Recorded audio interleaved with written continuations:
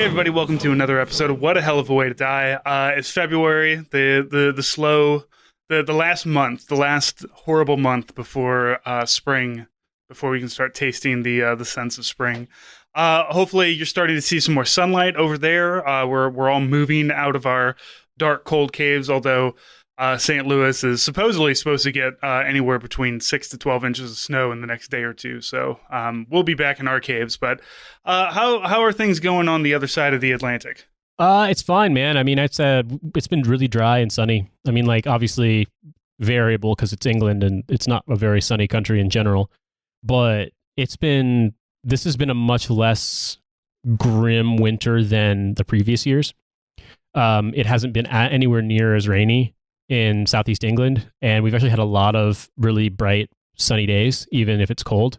Today I went out riding, and when I came to the studio, and I realized that it was too warm to wear my helmet liner. So I actually had to, when I was at a long stop at an intersection, I had to just take my helmet off, take my liner off, and put my helmet back on because I was like sweating too much. Which is wild because like a week ago it was probably really close to freezing, and it was probably in the high 40s, low 50s today. So I feel like this, sometimes I've told you this before, that compared to the Midwest, Britain feels like a country of only either autumn or spring and no real summer and no real winter. Yeah, and I'm not sure if I'd like that or not. Like it snowed maybe 3 times since I've lived here, and I've lived here almost 4 years. Only twice has it snowed long enough to stick in any meaningful way, and I'm pretty sure in only one of those instances did it actually stick more than a couple hours. So like it does snow here in the north, in the mountains and stuff like that, like the mountains in Wales and Scotland. It snows quite a bit, but it doesn't snow in southeast England very often. And so you don't really get, and like our house is old and it was built in the late 1800s, early 1900s, so it's not insulated. And it uses radiators, so you know what that's like from being in an old house. Even when it's not that cold compared to like how cold it gets in North America, but when your house is fucking drafty and leaky and the heat is kind of, or it's not central air or underfloor or even like modern radiators, because like a lot of these radiators are old. It's pretty like it feels colder, so like you feel the weather more. But it has been below freezing recently. And yeah, it's now I feel like I went out riding today and I'm like, I remember going for bike rides in like late March, early April in Indiana. And that's what it feels like today. Yeah, I'm starting to get that. Like, I want to walk the dog more. Unfortunately, like, my dog's a Pyrenees, so she is all about the cold weather. So when I have to take her for a walk and it's 6:30 in the morning and it's 9 degrees outside, she's just like, "Oh, this is great. Yeah, this is great. I'm gonna sniff over here. I'm gonna sniff over there. I'm gonna piss on this. I'm gonna piss on that. Let's take a leisurely walk," while my face is like slowly solidifying to shatter off of my skull. And thankfully we're hopefully after this snow, which they keep, and here's the other thing about fucking Midwest weather. Like, I never believe it whenever a meteorologist tells me like we're gonna get a bunch of whatever. Like, it's always, it's our forecast right now is like this huge snowstorm. It's spreading from like Kansas City to Indianapolis, like all these cities in the Midwest. This Midwest belt here, the Highway 70 belt through the Midwest is going to get all this snow. 5 to 6 inches here. Some places, up to like 15 to 24 inches predicted. And it's like every time this fucking happens, we get 3 inches of snow and it's gone within like 4 days. So so this morning I step outside, it's sleeting. I'm like, okay, maybe we're going to get something. I put down some ice melt when we get back. It starts to snow, and now it's already stopped snowing. It's like 8:00 and 8:15 in the morning now, and there's it's just not coming down anymore. And I don't know, maybe more is going to come, but I just don't buy it. It's weird though, because obviously there's what's it called, different kind of patterns that you get used to in the Midwest that you forget. Like North America is just kind of it's got its own sort of standards for weather and climate, and so like those not even like not as bad as a derecho, but like close to that, where you get those super linear storms across the Midwest. I saw the snow prediction map, and of course my eyes gravitated towards the fact that it was like that central Indiana looked like it was going to get hit really hard. because I remember those kinds of storms as a kid. And it's wild because it's just like this very, very concentrated narrow band of snow or thunderstorms, almost like a perfect straight line or a perfect like 45-degree line, across like southern Illinois, Missouri, southern Illinois, Indiana, Ohio, up into to the Great Lakes and stuff like that, all the way up into like Ontario. And that big, we don't really get that here. Snow band that comes across. What we get obviously is that like the remnants of tropical storms, when they circulate through the North Atlantic after they've been hurricanes, they come through and then you get like a big band of wind and rain and stuff. But it's just not the same. Like by that point, it's just like there's in France they have these storms called Mistrals, and they I don't know if they have a word for them here, but like maybe a gale, I guess. I'm not sure, but like you get there are periodically really strong storms here, but it's just nowhere near as common. Like I've never seen a storm in this country comparable to like even just the first summer that I lived in Indiana, the amount of like green sky tornado warning storms that we would get. Like, and that's just a regular fucking summer. Like, yeah, that's not climate change. That's the Midwest. Yeah, it's the Midwest. You don't have that level of extreme weather here. I was going to ask, what natural disasters does England have? Like everywhere in the United States has something. Like the East Coast might get hurricanes, but they always get like fucked by snowstorms. Obviously, hurricanes down south, tornadoes in the Midwest. The West has earthquakes. Like what is it in England that you're just like, oh, this like act of God might happen that might fuck up our day? Floods. Okay. Yeah, absolutely. Like there's a lot of rain. Yeah, there were floods this past summer. The studio that I'm in right now, like wasn't affected, but neighborhoods not too far from here were, with a lot of flooding, like flash flooding in the summer. In the north recently, flooding has been getting worse, and I think is related to climate change stuff.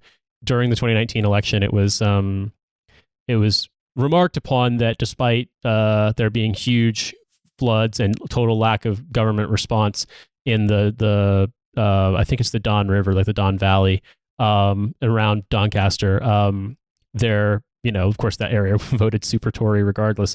The flooding is a problem. I would say in Scotland, periodically you hear stories of like really bad snowstorms, but I think the overwhelming problem, like natural disaster that strikes here, is flooding.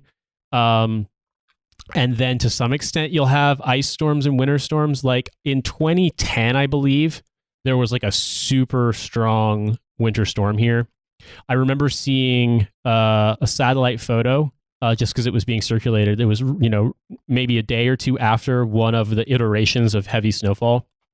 And the entirety of the island of Great Britain was covered in snow, from like Land's End, from the southern tip of Cornwall to the northern tip of Scotland, completely covered in snow. Almost all of Ireland was covered in snow. Maybe like the absolute southern coast wasn't, but like the island of Great Britain to be completely snowed out like that, that's a very rare thing. And like, it was bad. I mean, you see photos from people in like Birmingham, like not being able to drive down the street because it's fucking completely snowed out. Like that just doesn't really happen very often. I'm looking at pictures and like, this is very reminiscent of Midwest flooding. I'm surprised that we don't hear more. Like, well, did you hear about that flood in Germany? Did you hear about that flood in Germany in the past summer? So Germany, there was an area, I think, like northwestern Germany, if I remember correctly, got hit with flash flooding last summer, where they got like well over a year's normal amount of precipitation in a day. And like the flooding carved like chasms through city streets and stuff like that. Like it was incredibly intense. I mean, Germany does get flooding. I remember as a kid, the Rhine flooding really badly the year right before we moved back to America. The year you had the big flood were you affected by that? The flood of 93 or whatever? Oh yeah. That's one of our big things is the flood of 93. That was that really fucked up pretty much everybody on the Mississippi Basin. Yeah, so the same year, the same summer, spring summer season, the Rhine got super fucked up. With a similar amount of flooding. And yeah, I remember that happening. So that does happen here. You do have problems in Ireland and in the north with fires on peat bogs, like wildfires and stuff like that. But yeah, man, That's why, because it's so wet, but yet it catches on fire. I mean, Incredible. but England's had droughts before. Like I want to say 1976 was like one of the worst years here for super abnormally warm temperatures and drought. You'll see lots of photos of, people with like 70s haircuts with like super short shorts standing around like dry lake beds where they would normally be going boating in the summer and stuff like that. So that does happen here. Even, I mean, like it can be, you can feel like it's constantly humid, but actually like precipitation is lower than normal. Like they're technically in a drought and stuff like that. It's obviously, yeah, you don't have earthquakes to speak of here. You don't have. No, but I'm just looking up this German flooding though, and it's like over 130 people died. Yeah, it was just from really last bad. year. Yeah, it was really bad. It was some of the worst flooding that people have seen in living memory in Germany. And so like, yeah, you do have issues with that. We don't have tropical storms, in the way that the areas of the Pacific have it or the North Atlantic has it. We don't really have like. Sometimes you hear stories of stuff like sandstorms and things like that, like stuff blowing over the Mediterranean, but that doesn't really, that's more like the Mediterranean basin. That's not really England. Like England's just too far north for that. The only thing I can ever think of is that sometimes big hurricanes that have affected the US or Central America become extratropical storms and then come around the North Atlantic and back down. And then you get like dumping rain in England and stuff like that too. But I remember when the remnants of Katrina hit Bloomington, Indiana, when I was in school, and it was impossible to get around. It was so wet, like so much rain was coming down. I don't recall even when they've been like, oh yeah, this remnant of a storm is hitting England, it being as severe, like super downpour feeling the way that it was, in southern Indiana, getting the remnants of that hurricane. So, like I said, it's all kind of relative. Yeah, St. Louis flooding is always really like, we get a lot of rain, but the problem is that like what really matters is like how much rain or snow melt is happening up north of us. Because like you just be like, oh, we're gonna flood, and then it's just such a slow moving natural disaster. It's not like a tornado. It's just like, you set the alarms, you go look outside, funnel cloud, but it's gone in 30 minutes. Like it'll come, it'll take your house, maybe it'll take your neighbor's house, but then it fucks off. But like a flood is just like, it's this slow moving disaster that you're just like slowly watching, and you're just like, well, I guess I'll fill sandbags, and if that doesn't work, then I guess I'll die, or it was weird, my show will get washed away. One of my best friends from home, we've known each other since we were in 6th grade. He lives in New York now, but his whole family is from Central Indiana. And while his grandmother was still alive, she lived in Fishers, Indiana. So I want to say Fishers is technically in Hamilton County, but I can't remember. It might be just over the border into another county. So it's probably about a 20-ish minute drive from where we used to live. And then he and his family, my friend and his family, moved to Georgia, but they'd come back and visit and stay with his grandma. And so I'd come over and visit them, go hang out all the time when I was home from school in the summer and stuff like that. And driving from Carmel to Fishers, if I remember correctly, on 116th Street, you have a decent sized bridge you cross to get over, I think, the White River, but I can't remember. It might be Fall Creek. I can't remember, but it's a body of water that's significant enough. And there are houses and like a boat launching ramp and stuff like that around there, like in the low ground near the water, and then the bridge goes over it. And I can remember one time when we were getting flooding, like, on Monday or Tuesday, I went over and saw my friend, and I was like, ugh, yeah, the water's getting kind of high. And then like Friday or Saturday came over and saw him again, and like the water like was inside those houses, like up to their roofs. The boat landing was invisible, it was underwater. The water was practically touching like to the bridge, to the point where like if it got any higher, they would have had to have closed the bridge. And I was just like you said, you can see it coming. You're like, ooh, that's not good. Hope it gets better. And then like it just slowly builds and builds and builds. It does not get better. Yeah, it's wild. Doesn't Broad Ripple have a river or a lake or something? Has that ever flooded, gotten all fucked up? There's the canal in Broad Ripple. I can't remember. I mean, the Fall Creek and the White River do overflow sometimes. I forgot that you lived in Indianapolis, so you know about places. Real Midwest hours coming on. Yeah, Indianapolis. It had my first biggest mental breakdown was there, so I'll never forget that place. Yeah, Indianapolis has Broad Ripple, which it's like the only place where you can walk around and go from venue to venue and not have to get in your car and drive drunk to get around Indianapolis. But it also happens to be the bar scene for Butler University, so it's like the only place in Indianapolis where it makes sense to walk from place to place is basically just full of college bars. So it's just like sick. That's cool when you're in college, not cool when you're an adult. For you other Midwesterners, if you're in St. Louis, that would be the Delmar Loop area. If you're in Kansas City, that's the Power and Light District. Memphis is Beale Street. For you coasters, I don't know. I assume everything is nothing but wonder and light and fancy, while we Midwesterners have to scrimp and save for a Cold Stone Creamery to be in an area where you're not going to get stabbed with a rusty screwdriver. I'm trying to think what it was called in fucking Bloomington. I've totally forgotten. Yeah, it's just that whatever college, whatever area is full of like, yuppie, younger white people with way too much money who want to spend it near water for whatever reason. There's a place down in Austin, like, what is that? San Antonio. What place has the Alamo? That's San Antonio? I think so. But yeah. If we're going to get Texas, we have to cut this, because if we get Texas geography wrong, we'll never hear the fucking end of it. It doesn't matter. It's Texas. Who gives a shit? What are they going to do? What are they going to do? Ban a book at us? Whatever. Yeah. All right. Speaking of insane states. Speaking of the desert Southwest, one state to the west of Texas, we are going to talk about a new story, newish, from the Omicron wave and the issues it is creating with every aspect of employment and the state of New Mexico, which has decided to bring in its National Guard to serve as substitute teachers. Now, this is...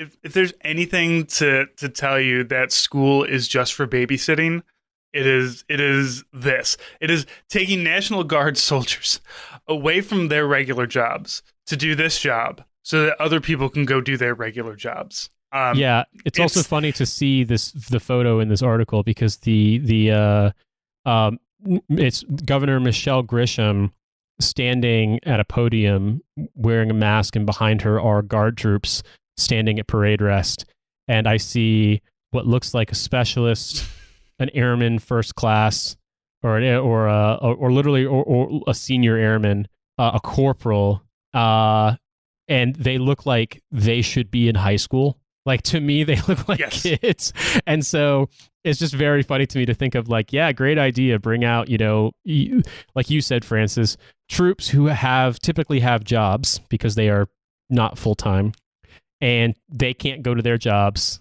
because they have to go be substitute teachers. Anyway, that's our reaction to the headline. But I would like to read this article, and then we can react to it. Okay. And forgive me if I mispronounce the one of the names of the governor. I don't watch TV news in New Mexico, so I have no idea how to say this, but I'm going to do my best. So the headline is, New Mexico is calling on the National Guard to fill in as substitute teachers. This article is by Deepa Shivaram.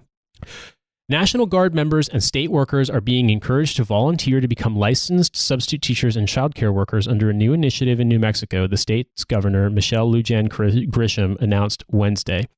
As the Omicron variant continues to surge, schools and childcare facilities are facing, quote, extreme staffing shortages, unquote, the governor said. The new effort is called STAFF, or Supporting Teachers and Families, and would help keep doors open for in-person learning during the coronavirus pandemic.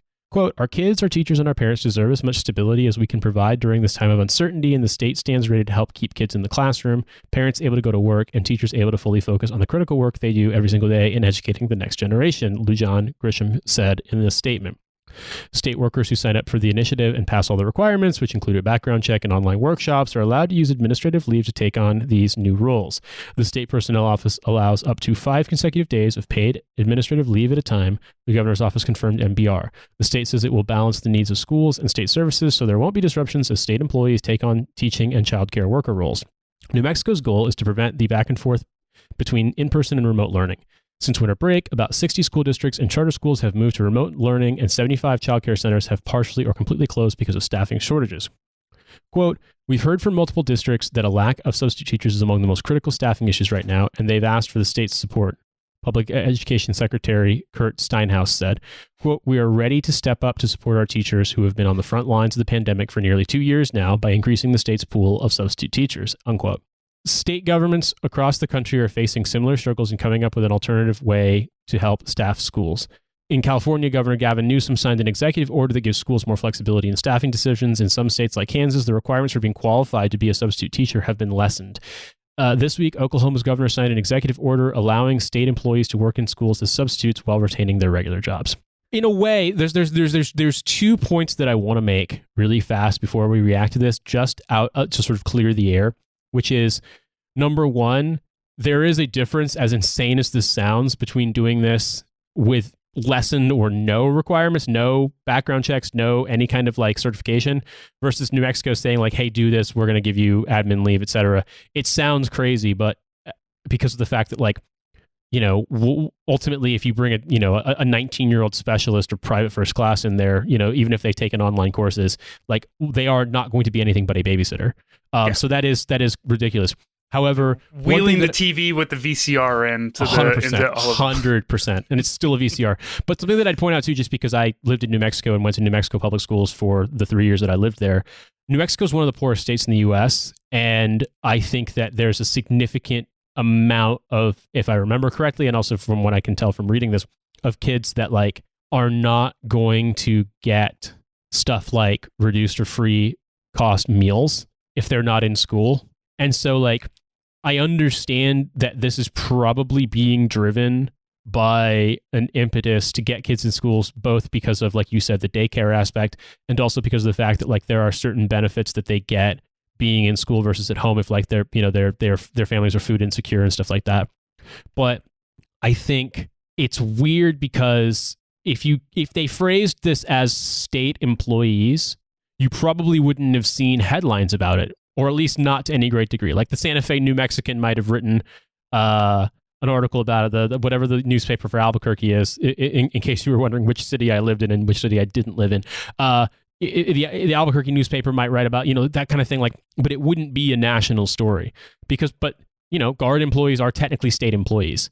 But by singling out the Guard in this, you know, manner, it sounds a lot more sinister. And I guess to me, like, reading this stuff now, I'm weirded out by the idea that it's, you know, that it's a useful stopgap, because unless you have some background in education, what the fuck are you really going to do besides, like you said, Francis, wheel out the TV with the VCR? Mm-hmm. But also, you know, Guard soldiers are mostly civilians and have regular jobs. And so to me, it's like this article wasn't super clear on it, but if it's like, hey, here's a volunteer scheme to get, you know, like AGR time, like active Guard reserve time, like, you know, or get paid for like it's drill, but you're doing, you know, a job. Well, like if you're not currently employed or like you're underemployed, like maybe that works for you. But like my fear is that you find a situation like this where they get activated to do this stuff because, you know, yeah, right, it creates a little bit of a buffer for teachers. But then also, what about the childcare for those Guard families? Mm-hmm. You know, what about the jobs they work at? Like all that stuff is so massively disruptive. And but at the same time too, like I think in a state like New Mexico, you've got a pretty significant concern about you know, the services that kids are able to receive in school versus if they are at home. Like, will they have internet access? Will they have, you know, will they be food insecure? Like, you know, all these sorts of things. Because like, let me be honest with you, man. Like, I've read a little bit on the topic, and what I can tell of schools and the situation in New Mexico, like, it's still a lot more impoverished than I think most people realize, because they think of New Mexico as like, you know, George O'Keeffe Museum and like, you know, snowy ski holiday and stuff like that. I don't think about New Mexico at all. Like, I know nothing about that state other than it's got a weird stair step thing at the bottom. Like it, and I believe, aren't there also a lot of reservations there as well? And the reservations are maybe not as economically secure as one would hope. So that also kind of causes issues with learning and economics and things like that. I don't know. There are a lot of native reservations in New Mexico. Yeah, that's correct. I'm not sure, to be honest with you, I'm not sure if this sort of thing would affect native schools or not. I really don't know because there's obviously a different sort of setup, but I don't want to speculate too hard on that. But what I would say is New Mexico is an interesting state because it has on average the highest educated workforce, but it's actually an incredibly poor state. It's just that it's a relatively small population and there's a lot of research stuff. So a lot of people with PhDs live in New Mexico. So if you looked at the average, you'd think, oh wow, this state is, extremely well educated. It's no, it's just got a concentration of extremely educated people and a small population. It's Alaska is technically the second richest state in America based on median income, but anyone who has lived in Alaska will tell you that is not the case. Right. Technically speaking, yes, there's a lot of rich people and it's a small population, but the average Alaskan is not wealthy. Right. It's incredibly poor. It's breathing meaning into statistics that the meaning isn't there. It's just like you said, there's a lot of oil wealth but nobody really wants to live in Alaska. I mean, you'd be surprised. There's people who are into it, but it sucks. If you love hiking and cold and shooting guns, then Alaska is really right up your alley. But believe me, the hiking, the outdoors stuff is second to none. It's incredible, but it's a pretty rough and tumble state. And I mean, I lived in I've lived all over the U.S. It's still very frontierish in ways. Put it this way. Okay. I've lived all over the U.S. I haven't lived in California since I was a little kid, and I haven't lived in Washington State since I was a little kid. So Pacific Northwest and the South, or Southern California, not really on my list as an adult. But everywhere else in America, every other major region I've lived. And Alaska is the only place I've been woken up multiple times by gunfire in the course of one, summer weekend. I enjoy the outdoorsy side of Alaska quite a bit. It's absolutely beautiful. I hope I never live there ever again. It's always I've always wanted to I want to visit Alaska, but on a cruise, and in that way where it's just technically we visited Alaska because they go up to those how Alaska has that big long coastal line that goes down Canada. The panhandle. You just kind of hey, look, we're technically in Alaska. Yeah, Juneau's still 5,000 miles away, but you know what? You're in Alaska, and that counts. Yeah, because Juneau is the state capital, and there's no way to drive there. You can only fly or go by boat. And I've actually never been to Juneau, but everybody I know who's been there has said it's actually very, very nice. Anchorage is not the capital, but it might as well be because it's the biggest city. And I would say, take a cruise up to Alaska, get off in Juneau, get off in Haines, get off in Anchorage in the summertime, enjoy that, and then definitely just don't stay too long and you'll be good. But bringing it back to New Mexico, I don't know, Francis, I was never in the Guard. I avoided the Guard like the plague. To me, the thing that weirds me out about this is whether or not this is going to become a situation, depending on how these waves continue to progress, of whether or not Guard people will get activated and sort of put on orders to do this shit. Because it sounds like from this program, it's a thing that they're eligible for. Here's some of my concerns. One, it really chaps my ass to hear somebody say we're going to do all these things to take care of our teachers and our students, to make sure that we're doing all these things that includes activating the Guard, but doesn't include any kind of healthcare around the state, doesn't involve any vaccination mandates or anything like that. Everything is just a reaction. It's not proactive. So this is another reactive thing. We've noticed that we have a shortage of teachers. Why do we have a shortage of teachers? Because for the last 2 years, we've had our thumbs firmly planted up our asses, doing absolutely nothing to make sure that these waves don't happen. Now, I can't blame an entire state. I can't even blame anti-vaxxers in America for, COVID continuing to spread and doing all this stuff, because the entire continent of Africa is only, 20% vaccinated. And, not to Africa's fault or anything. It, obviously the richer countries like ours are going to, get vaccines and everything like that. But, without some sort of proactive America and Europe and, all the countries that have money, making sure, hey, let's go into these places that they don't have money, they don't have the healthcare infrastructure that we have, make sure that they get vaccinated, make sure everybody gets taken care of. We're still going to have, this whole thing is going to become endemic. So I can't, sit here and say, well, it's, their own fault for sitting on their hands. But at the same time, also, I really don't feel like New Mexico probably did a goddamn thing to help out with any kind of vaccinations or beyond what everybody else did. It's like, okay, we set up some testing sites. We'll maybe mail you a couple of tests, and we have the free vaccines that everybody gets. But beyond that, you're pretty much kind of on one thing own. that I will say though in New Mexico's defense, because I have been following this just out of the fact that like I have a small but somewhat significant connection to that state. New Mexico was one of the only states that didn't roll out vaccines via CVS or like I can't remember what pharmacy chain. And if I remember correctly, like the vaccine distribution, the uptake rates, and just the general speed and efficiency of it progressing were much better than states like New York even.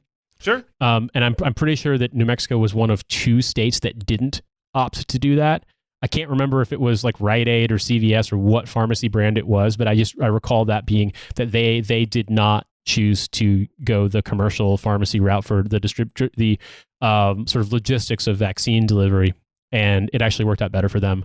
But once again, like in fairness, not trying to broad brush here, but New Mexico is a low income state, and this is just like I think a situation where obviously the federal government is not going to turn on more money for workers. Obviously, like it's like there's not going to be more stimulus. There's not going to be more expanded UI. Like it's pretty clear that the new approach they're taking is like, you're basically on your own. And so I could see how in a state where people are dependent upon schools being open in order to be able to go to work, like they're scrambling for options. I personally feel like if this program is open to all state employees and it is a thing that requires some training and some certification, background check and stuff like that, in a way, it seems stupid to profile the Guard in this, because unless you're putting the Guard on orders, like it's an optional thing, and that's open to any state employee. And in a way, like I blanch at the idea of the Guard being activated to go teach in schools, but it doesn't appear that that's what this is. And in a way, like it feels, I don't know, it seems like a stupid headline more than anything else. Or maybe it's just a stupid program. Maybe the way that the governor's press office fucking did it is stupid. But to me, it's like, if they start activating the Guard to be substitutes, then I'm like even more freaked out by it.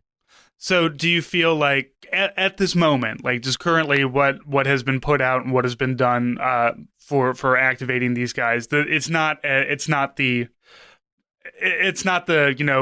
I guess hand waving and the, oh God, everything, they're activating the National Guard. It's just the National Guard, National Guardsmen have the option. Hey, if you need some, and in the reserves, we did this too. Like there would be times of like, hey, we've got money if you want to come in and get, active duty time. Because one, you get a steady paycheck. 2, you get retirement points. So it's just like, hey, we've got, a week and a half. We got 2 weeks that we need people to come in. If you sign up for it, we'll cut you some quick orders. You'll get paid for that. So if you're somebody who maybe isn't making great money, maybe you're working only part-time, you want to get a little full-time money, like you can, like, hey, I have orders. So, regular civilian job, you have to hire me back after 2 weeks. You can't, just fucking kick me to the curb. But also you're getting some good, some good pay during that time. Is that what it sounds like? Yeah, I looked it up from some more recent reporting from military.com, and apparently it's not activation. They fall under state active duty orders. It's not Title 32. It's all volunteer, and they have about 100 people have done it so far. It's sad. Yeah, it's sad. State active duty is apparently sad. Have you ever done state active duty? I don't know anything about it. No, because I'm reserve. So I was going to say, because you're Federal Reserve, yeah. Yeah, the Reserve, we're part-timers, but we're federalized. The National Guard can be federalized. And it is one of those, like, the National Guard is military for the state, and in in essence, the governor is the commander in chief of whatever state guard there is. However, obviously, National Guardsmen can be tapped for overseas deployment if necessary. When I went to Iraq, the 34th Infantry Division was out there, and they're the Minnesota National Guard Infantry, and that's the other thing is that I know I've said in the past that like we don't have combat MOSs in the reserve. I got yelled at by a couple of people who, technically, yes, combat engineers can be in the reserve. MPs are in the reserve, but like we don't have infantry. We don't have tankers. We don't have, when you think of combat people, the people who are walking around with rucksacks and rifles, what you did, we don't have that in the reserve. So I'll say very good of you to acknowledge that the only true combat arms MOS is infantry. I appreciate that. I mean, look, and the thing is though, is that I say that, but also the problem is that every time I deployed, everybody was infantry, no matter what. Like even me at times. Like I watched one of my fucking broadcasters have to put his camera down and go do stack teams to kick indoors somewhere, and it's just like, fuck it, man. If you want to go get shot at, go knock yourself out. If you want to go play infantry, but there's a reason why I'm public affairs. It's to get not shot at. Yeah. Well. So to update this, it basically sounds like the program is that the Guard are lumped in with state employees. And the military.com article that I read about this said that I believe they said that there were 100 people in the pipeline, about 100 people in the pipeline getting approved for it. And that like as of the date of publication, which was 26 January, there were like 44 people currently filling in. So it's like it's pretty small. Right. It's not the crazy like, oh God, the National Guard is now all these people with guns are now in the school teaching people. It's somebody said, yeah, I got 2 weeks that I can fill in and do this. It is, as you said, it's a volunteer thing. It's not at the moment, at this time of recording, February 2nd, looking at these articles, it's not a national emergency. Oh, everybody has to come do this. It is a look, if somebody has time to fill in, that'd be great. Also, National Guard, you can do this. I'm sure, like, I can't imagine that they're showing up like in uniform or anything like that. The funny thing is literally the last line of that military.com article I looked at says that whether or not troops wear their uniforms during their assignment depends on the school. So I suppose if the school wanted to be like, if you see a guy in this costume, do not talk to him, they could do that. I have no idea. Or, maybe it's somebody's in a uniform. We have to respect them. The kids have to respect them. And it's like just some dipshit PFC who like graduated from that school like 3 years ago. I remember here. I fucking smoked in that boys' locker room too. I'm gonna go back over there and smoke there again. Yeah, exactly. Yeah, they won't drug test me while I'm on SAD orders. I just want to say my other concern here, and my concern anytime active duty or anytime part-timers are brought up for active duty, and it doesn't, like, everything we've talked about here, it doesn't seem like that is the case at the moment, but my other concern always is going to be that when orders get cut to fuck somebody.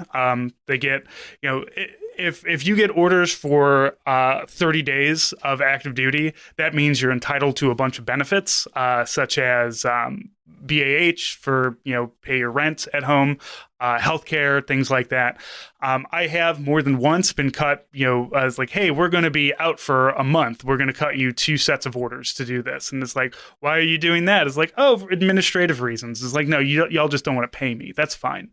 And that's what concerns me about something like this. However, if it is a volunteer thing at the moment, then that doesn't really kind of come into play. I imagine that this is going to be like a cutting orders week to week, just to be like, yeah, we do need you.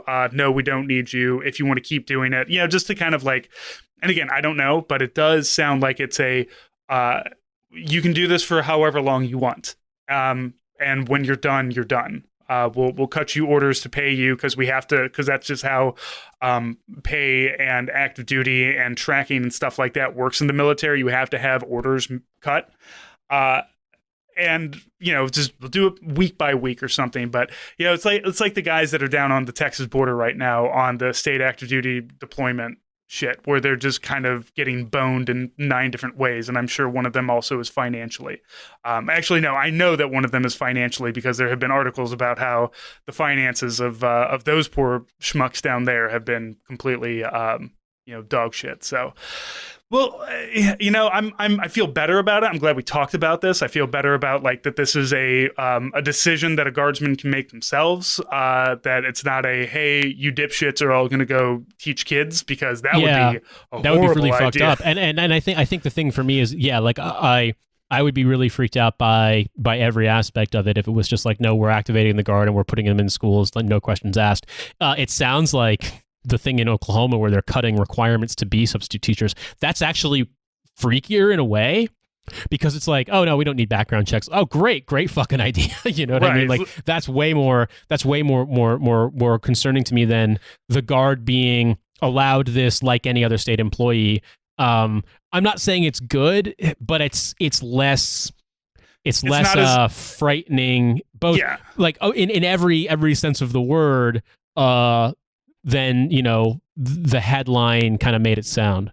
Yeah, the headlines make it sound like these guys are being forcibly activated and shoved into schools to teach your kids, and that like really your kids are going to be set to, like that they're going to not have the option of remote learning. All your kids are going to get sent to school and they're going to be taught by fucking Sergeant Leatherneck or something like that, right? And or like creepy creepy lieutenant / creepy private first class whomever is going to be in there like fucking teaching kindergarten. The PFC who doesn't shower. Yeah, that guy's going to be in there. The lieutenant who carries his laptop around and no one asks what's on it. That doesn't sound like it's going to be the case.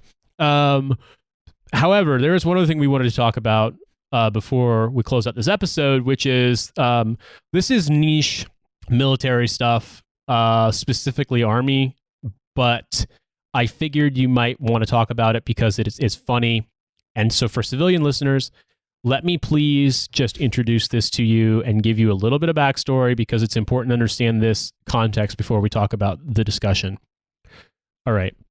When you are in the Army, you are issued all weather gear. Basically, stuff for cold weather training. Even if you're not in a particularly cold environment, you're still going to get issued it because it's your general issue stuff. If you're in a super hot environment, you'll also get hot weather gear. If you're in a super cold environment, you'll get Arctic gear. But like your default issue of gear includes this thing, or at least it was called the Gen 3 system, like or EQUIX extreme cold weather combat system, but or extreme cold weather clothing system. I can't fucking remember. But it includes a couple of layers of things that look incredibly like comfortable and soft.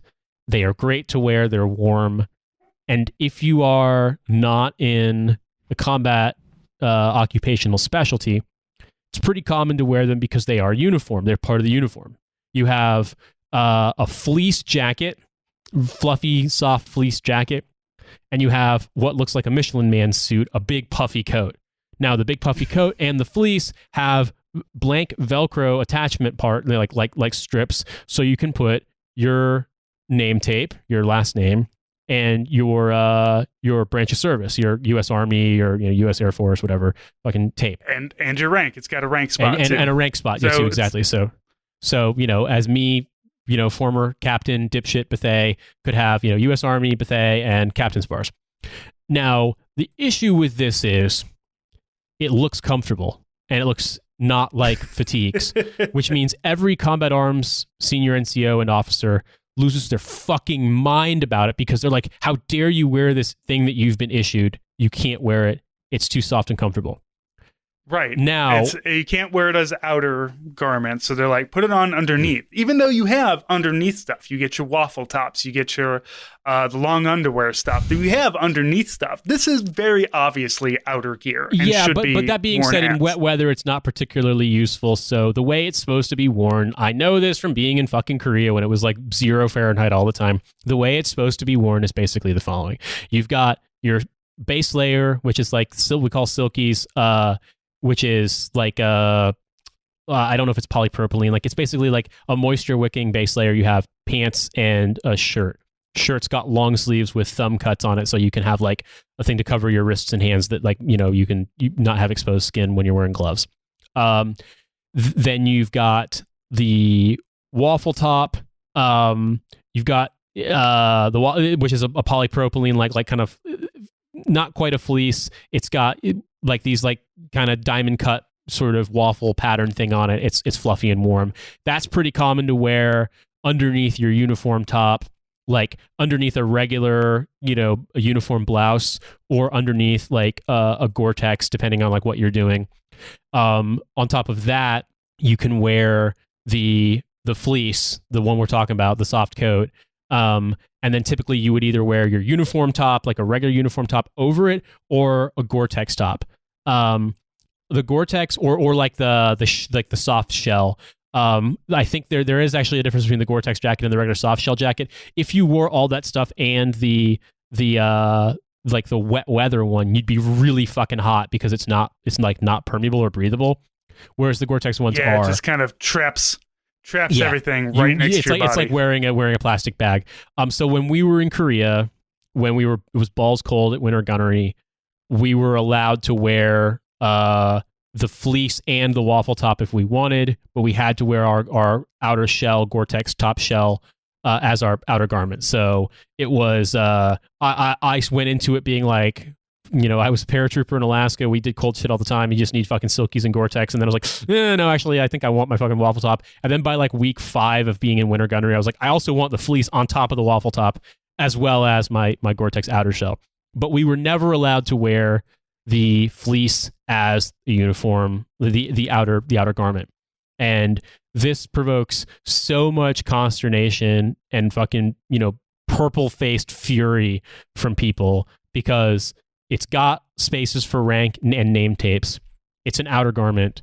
It's probably fine to wear as a uniform top. The problem is it looks comfortable, and that makes people lose their minds.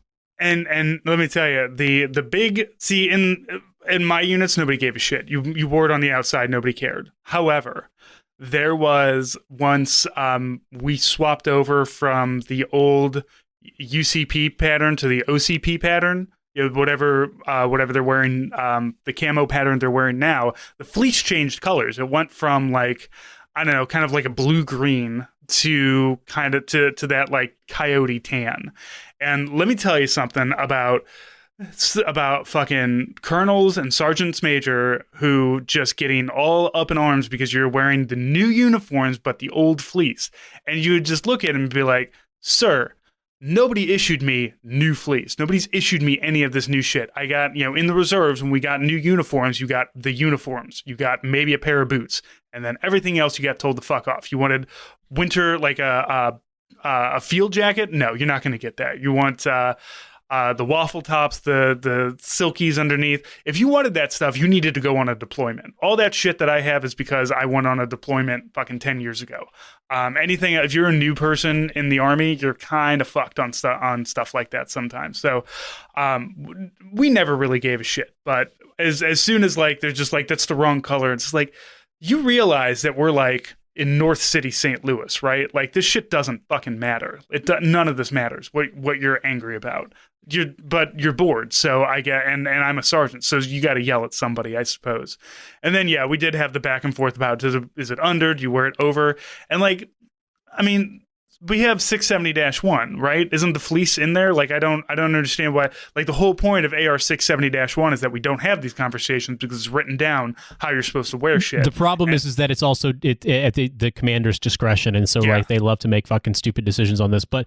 Commanders who never get to go to war to make a decision just have to make stupid decisions at home. They're like, I can't make stupid decisions that get people killed in, Iraq or Afghanistan. So I just have to make a bunch of dumbass decisions here at home that just piss everybody off. They actually have some sick diagrams in this task and purpose article about because this was determined by there's a sergeant major, not the sergeant major of the Army, but rather the Army's uniform policy sergeant major. Oh God! Can you imagine that fucking guy? Ugh. Well, it's a woman. It's Sergeant Major Ashley Sykes, and she specifically said it's an outer garment. And basically, thank God for her then. And so it's been decided. However, it's really funny because I was doing it from memory, but there's some sick diagrams that look like they were like illustrations of soldiers wearing them in training that look like they were drawn in MS Paint. And I appreciate this style of artwork. And I was not wrong. The base layer that you start out with, like it says between 35 to 45 in cold and wet, is just outer shell, pants and blouse, and then silkies. But then in extreme cold, so from 0 to negative 25 Fahrenheit, even when you're active, even when you're snowshoeing, skiing, whatever the fuck, it's silk base layer, and then waffle top and waffle pants, and then the fleece on top of the waffle top, and then the outer shell, which 100% tracks with my experience. Which, but you know what? It's an outer garment. It's a fucking it's goddamn outer garment. And it's very funny because the sergeant major, the uniform policy sergeant major specifically said there's a hook and loop for name tapes rank in U.S. Army to make that obvious. Yeah, and it's like, yep. And for what you guys do, gunnery in Alaska, I get it. But for our dumbasses in February, when it's just I don't want to drag out all my other cold weather stuff. All I need to do is get from my house to the car, from the car to the drill hall. That fleece is great. You just grab it, you throw it on. It keeps you warm for the 5 to 10 minutes. I can remember my dad, all this shit with fucking ironing his goddamn BDU blouses. The fact that you don't have to do it anymore is so sweet, dude. I had to iron my BDUs when I was in college because we still wore BDUs when I was a cadet. But I remember Sundays and AIT. Nights were for fucking getting that razor sharp crease. They get that shine on your BDUs and completely destroying it. But you made the drill sergeants happy, I guess. Yeah. Mirror shining your boots. I mean, when I wore BDUs in airborne school, and it was they didn't care about it being creased or anything. It just had to be clean. And then you had to have brush shine your boots, but they were like, do not fucking mirror shine them. We don't need that. Yeah, the only people who gave a shit about that were bored people in garrison. If you were actually out doing army shit, nobody gave a damn. Well, yeah, it wouldn't really make sense to starch and press your BDUs when you were doing airborne shit. You were doing a 5 a.m. formation to go roll around in sawdust literally all day long. So, but you know what, man? I am glad that we can settle this, and I find it very funny because this is one of those sort of military anthropology topics that is specifically the Army, but this debate does exist elsewhere in other branches of service, that this stuff gets issued to you and the very first thing you get told is you may not wear this thing that's been issued to you. And but also don't lose it, because if you lose it, you're going to pay for it. You are in fact going to be on the hook for it. However, I'm going to leave you with a passing little bit of wisdom, which is that if you are getting ready for turn-in at CIF, at Central Issue Facility, and you do not have all of your kit, here is a trick that I have learned. It served me very, very well. You're not going to be able to get away with not paying anything. However, if you go on your clothing record and you find the national stock numbers of what you're looking for, obviously, if you live on a big post or something like that, you can go to military surplus stores and you can find them. It doesn't matter if they're old, they're going to get turned in anyway. Just find the right NSN. Even if it's the wrong size, you can just turn it in and be like, hey, yeah, we were in the field. Mine got changed out with someone. Sorry. They'll take it. Another thing, though, is if you're not near a place where you've got military surplus stores where you could find that stuff when it's going to be old Vietnam shit instead, is get those national stock numbers off your clothing record and search them on eBay, because dudes will list these things and they tend to be pretty cheap on eBay under the national stock numbers. And once again, it doesn't really matter what size you have. If it's just for turn-in, obviously it sucks. You don't want to have an extra small. If you're a large long, you don't want to have a small short set of overalls to wear to the field. But if it's just for turn-in, doesn't really matter what size, and you can get way discounted on eBay, considering how much you'll be charged at CIF if you are missing stuff. I did this with I brought up the overalls because in Alaska we got issued black fleece overalls to wear for super cold weather stuff, and I just, over the years, that was on my permanent record. So 7 years later, I had to turn it in Korea, and I was like, I don't know what the fuck this shit is. But I had one of those, or rather, a lot of sellers on eBay will ship to APO. So I with APO mail, it was basically the same as domestic postage. I think I spent $20 for a pair of black fleece overalls. They would have charged me easily, I think, $200 for them if I was at CIF. So I'm just telling you, it doesn't always work. It's not 100% solution, but any one of us from the olden days will know the pain of trying to find a place to get when you search by NSN and you don't get any information, no one's selling it, you just get linked to like fucking WikiLeaks because someone's like property book has been leaked onto WikiLeaks. However, if you search on eBay using NSNs, you will probably be able to find something, and even if it's the wrong size, if you turn it in, chances are good they'll give you credit for it. Yeah, the turn-in stuff is always out there. I remember I had to pay $40 for a wet weather bag. Just a wet weather bag? Yeah.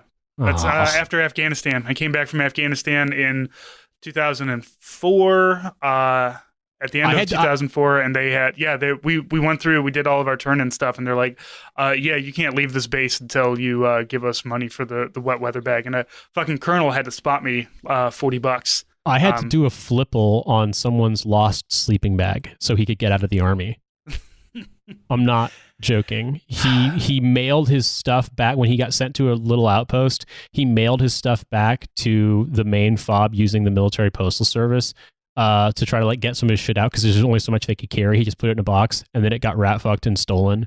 And before this poor kid could get out after 3 or 4 years in the army, including like a 14-month deployment to Iraq, some brand new idiot second lieutenant, aka me, had to do a financial liability investigation of property loss for his missing stupid sleeping bag that like it technically was valued at like $170, but like you could easily buy in a surplus store for like $50.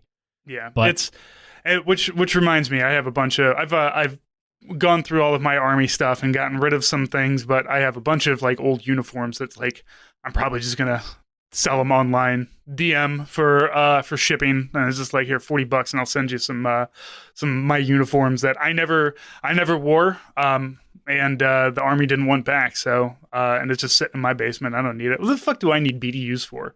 Like it's not even paintball, Francis. Fucking paintball. Here's the thing. I have saved one version of every set of uniforms that I've had in the 20 years that I've been in the army. And so that's BDUs, DCUs, the fucking UCPs, the OCPs, and then 3 different kinds of PT uniforms, and then 2 different kinds of dress uniforms. So I have all of that as my shrine to military wasteful spending. And every time I think about how the army made me pay $40 for a wet weather bag, I look at all these uniforms that somebody made millions and millions of dollars producing constantly over and over again for a war that we ended up losing. It's phenomenal. I love it. I have great mental health about all of this. The one thing I'll leave you on, and we're going to do a preview of our bonus episode, which this week is Francis, Joe, and Carrie talking about Josh Hawley's weird crusade for manliness. However, before I tell you this, the one thing I have to say is this is not a particularly well-kept secret. Do you want to know why the Army went with the gray ACU pattern in the 2000s? Because I can tell you, and it's the stupidest, most like cynical answer, but also very, very true. I feel like I've heard it because I do remember being very irritated, but I don't remember what it is. What is it? There was a brigadier general in charge of Program Executive Office Soldier, which was looking to pick the new pattern, and he just basically picked one with zero fucking input from all of the research that had been done by his team with giving him the generate options for him to pick from. He just picked this one and then retired and then took a job at the company that made that pattern. Yes, that's right. The bait and switch. Yeah, go with this one. I'm out the door, guys. Hey, I said, this is I'm not here me with some making uniforms it up. for you. This is not me being cynical. This is more or less an open secret in military defense circles and shit. Like that's the way it worked. Guy was like, "Oh fucking hell yeah, I'm gonna get a job," and that was it. And so we were condemned to wear broken TV camouflage that didn't blend in at all. Did anyone die from that? Probably, but that guy got his, and that is the most Army thing that has ever happened. Exactly. The important thing is that a general made some money. Exactly. Now, please enjoy this segment. And if you want to hear more about Missouri manliness or whatever the fuck Josh Hawley is on about, you can find it. There's a link in the show notes to the episode on Patreon. Like, I'm sorry, I'm not. I understand that, like, historically, that humanity has continued progressing forward, and we're kind of at a precipice, and we can only go further and better onward, hopefully, as long as everything doesn't collapse. And Or in those terms, I don't really feel like I should be taking governmental advice from dudes that shit in holes 250 years ago. Like, that doesn't seem correct to me. So I don't really give a shit about them. It's very fucking stupid. I think we talked about this on over on Lions a few times. But like when we talk about the founding fathers, when it comes to people like your Ted Cruz's, Josh Hawley's, people that may or may not have an eye patch as a form of personality, like it's you're not actually talking about the people who existed. It's a lot like if we all like remembering back to our younger days, if you went through like a Reddit atheist phase and you really wanted to debate like a theist, like it's not like you're debating about a real guy. You're debating about like vague ideas and philosophies that are meant to deify someone. Like we're not talking about George Washington's treatment of his slaves, which were bad. The fact that he had teeth made out of slave teeth or dentures made out of slave teeth. We're not talking about that, the subjugation of a race that we consider lesser than ours to be a foundational moment in our national history. No, we're literally written ideas into the Constitution. Yeah, right. We're talking about vague ideas like manliness. Like these people like legitimately saw those stupid memes of like Trump with an 8-pack and be like, yeah, Benjamin Franklin totally looked like that. well, and I mean, it's also the like it's even like dumber than that in some ways. I mean, in a lot of ways, but it's like, I mean, and you see like a little bit of this too with liberals on the other side with all the shit around was it the fucking I mean, Ruth Bader Ginsburg, more well, recent example. Well, I wasn't even going to say that. I was going to say what's the fucking Hamilton musical and shit, where they just have this like idealized version of like what they believe, like our founding, like I don't know, the founding myth of society to be, and it just like bears no relationship to anything really. Yeah, it's that early American history. It's exactly what you nailed. It's like it's founding myth. Like it's a creation myth, but for a country. Well, and I mean and then it's also that fucking that post that goes around every so often where it's like they're trying to get rid of our founding beliefs. Oh, really? Which founding beliefs? Yeah. The founding beliefs. No, I want you to tell me. Is it like the belief in is it the Fourth Amendment? Is it the Fifth? Is it the Sixth? No. It's like once again, like you really just want to own slaves. Like I'm you really kick open Josh Howley's door and force him to quarter soldiers. Yeah, it's like you really just wanted to like do and say and be like a racist piece of shit, but like instead you couch that in terms of like respecting the founding fathers and the founding myth of our country. Well, it's like if you look at like Roman history, they have Romulus and Remus being raised by wolves, and we have like a whole bunch of white slave owning people actually being ethically and morally correct. Yeah, it's like and I think that's one of the reasons why how the Howleys and the whoever's are like so vehemently against like historical education, because it doesn't take much reading to realize that like, oh wow, this is all bullshit. Like we should like, and even if you were a lower class white guy, like this is about like our founding. The founding of our nation was about owning people as property and not wanting to pay taxes, which like I can support 50% of those things. But like, let's be like, this. Most people like I could go. I don't want to go off on a tangent. Like, but most people at the time didn't even want to be like quote unquote Americans. They saw themselves as British. It didn't feel like paying taxes. That's all it was. Right. That sounds like the foundational things that these people want. They want to shoot people in the face that want them to pay taxes. Yeah, they want to be able to subjugate people based on race, and they don't feel like paying taxes. So Josh Howley goes on to talk. He says, does he ever? Yeah, he says, Howley said men must take responsibility for their own actions. Quote, still, can we be surprised? What's that? Pot calling the kettle black? Can we be surprised that after years of being told that they are the problem, that their manhood is a problem, more and more men are withdrawing into the enclave of idleness, pornography, and video games? The question is, how are we going to raise good men today? We can start by repudiating the lie that America is a systematically oppressive nation and that men are systematically responsible. I must have missed that point where we had like, a woman president who defended slavery or something. We almost did, to be fair. We were close, man. We were so close to the more women prisons guards tweet being real.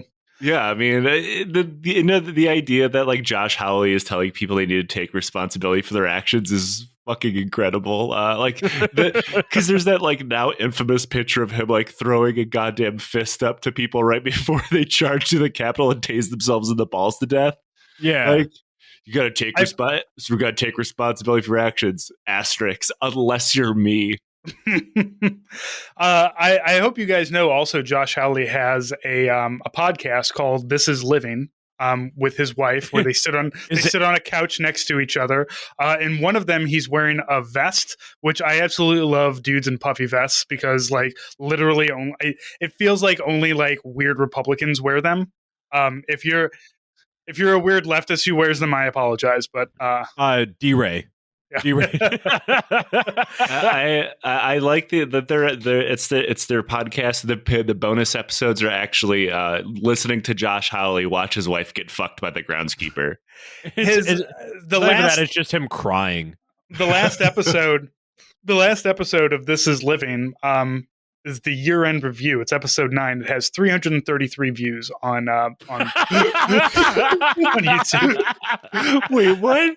How the fuck does this guy have like to be fair, my podcast on YouTube only hits about 500 or 600. There's a lot of different places that my podcast comes from. However, I remember like the first time his first podcast in this article, it's the inaugural episode, which started in November, and they did 9 episodes, and there hasn't been a single episode in like the last month and a half because I'm sure that he's fucking lost interest in it, and as everybody else has, because nobody really I'm sorry, there are too many boring white people with podcasts already. You cannot horn in on my shit, all right? I'm already here, Josh. You don't get to be the podcaster of Missouri. That's me. I started this shit. I have a fucking local Emmy, motherfucker. not local to here, but a local Emmy. I think that like he was really hoping on like getting on the conservative feedback loop because like he's not the only Republican representative to have a podcast, but they all end up going on like the Dave Rubin show, Joe Rogan, Tim Pool, like whatever, and like nobody likes Howley. It's like Ted Cruz. Everybody's like, you are literally or Tom Cotton. Everybody's like, keep those fucking weird nerds away from me as they like cozy up closer to QAnon moms. Yeah. Well, and look, there's a couple days later, a Washington Post opinion about where his ideas for fixing American manhood.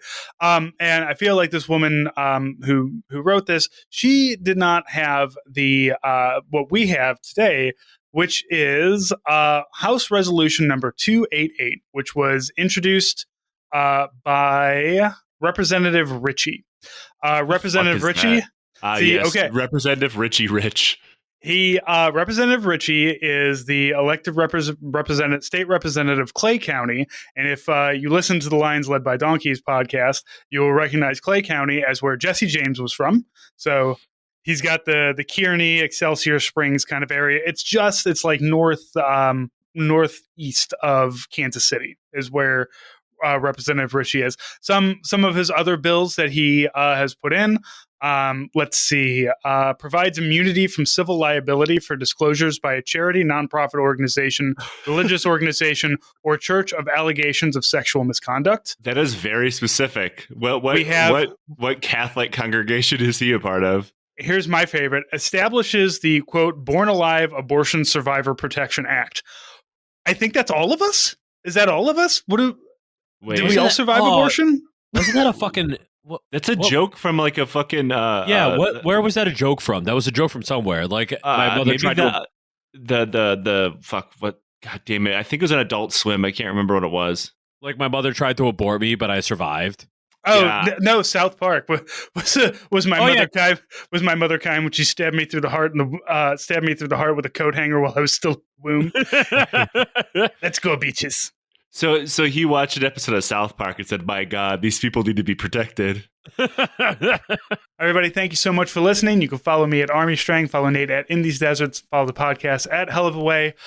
We do appreciate all of the the financial support, the moral support, the listening, everything that you all do to support us.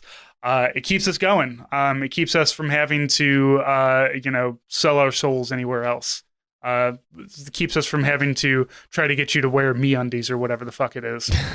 Although I do use stamps.com. It is a nice, this is an ad. I do use it. It's I mean, fine. I have It's actually fine. purchased MeUndies before. They're decent. They're not great, but they're fine. Yeah. I'm whatever. not right. Like we'll give you honest. Like it's fine. I guess. I But I'm recommend not. it. You're not going to hear a MeUndies ad at the beginning of this, unless I don't know. The show does get streamed on Spotify. Maybe it plays ads over our stuff that we don't get money for. But we It's all won't be Joe getting money. Rogan ads. Yeah, exactly. We won't be getting money from MeUndies or from Casper mattresses or from Black Rifle Coffee Company or whatever those ads are. If they are playing them on Spotify, I have no idea. That's just Spotify making more money on top of things. So Yeah, whatever YouTube ad you're seeing, I don't know what it is. I don't endorse it necessarily. I don't know. Maybe it's a thing for Liberty Mutual. I don't know. Maybe it's something for Black Rifle Coffee Company. One way or another, we keep going because you keep giving us money, so we appreciate it. we appreciate you, and we will talk to you next week.